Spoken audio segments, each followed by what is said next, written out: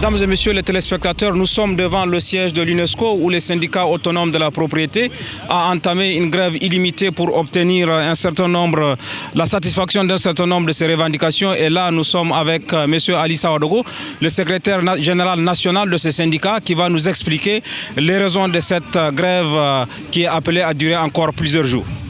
Vous êtes devant la direction générale de l'UNESCO où vous avez entamé une grève. Est-ce que vous pouvez nous préciser les raisons de cette grève? Pourquoi êtes-vous en grève? Tout d'abord, je voudrais vous remercier au nom du syndicat autonome de la propriété pour votre vigilance envers les grévistes.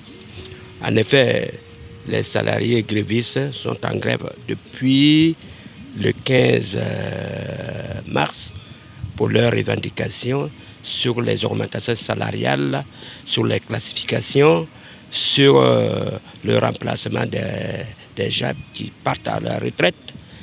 Et jusqu'à aujourd'hui, nous n'avons pas trouvé un terrain d'issue au conflit. Néanmoins, nous avons trouvé un accord sur les classifications, sur les heures à ajouter aux gens.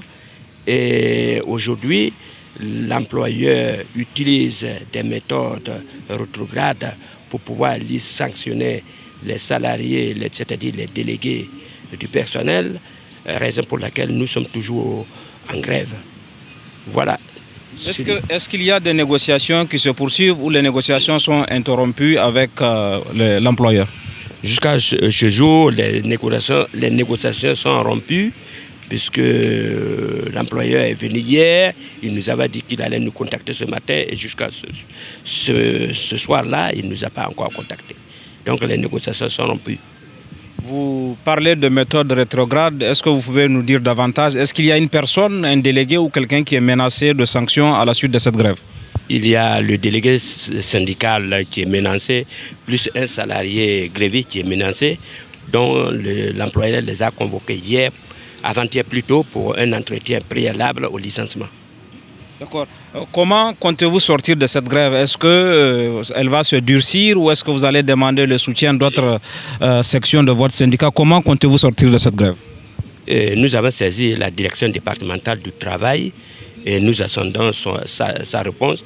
En effet, nous allons effectivement élargir le conflit dans la société STEM. Voilà. D'après des documents que nous avons lus, cette société a repris le chantier à une autre société.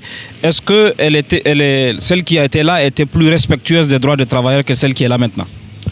En effet, Artenis, qui avait le chantier, respectait les droits des salariés par rapport effectivement à la société Système, qui est là depuis 12 ans, qui n'a jamais augmenté les salaires. Puisque je crois que c'est en 2000, si mon mémoire est bon, en 2010, qu'il les a augmentés seulement 50 € de la prime de vacances. Sinon, les salariés n'ont pas obtenu d'augmentation salariale depuis 12 ans que la société existe. Est-ce que sur les autres sites ailleurs que l'UNESCO, les droits des salariés sont beaucoup plus respectés? Est-ce que vous pouvez faire une comparaison entre ailleurs et ici, sur ces sites-là? Justement, ailleurs, les droits des salariés sont respectés. Mais à l'UNESCO ici, les droits des salariés ne sont pas respectés, puisque le client même est d'accord avec effectivement la société STEM effectivement pour mélanger les salariés.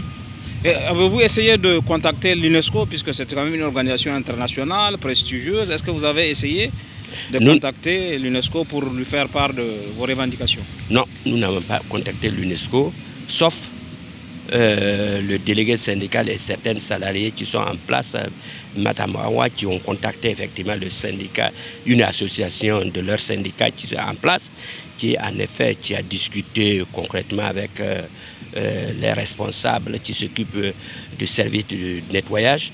À part cela, moi je n'ai rien vu de concret. Toute dernière question, jusqu'à quand cette grève va durer?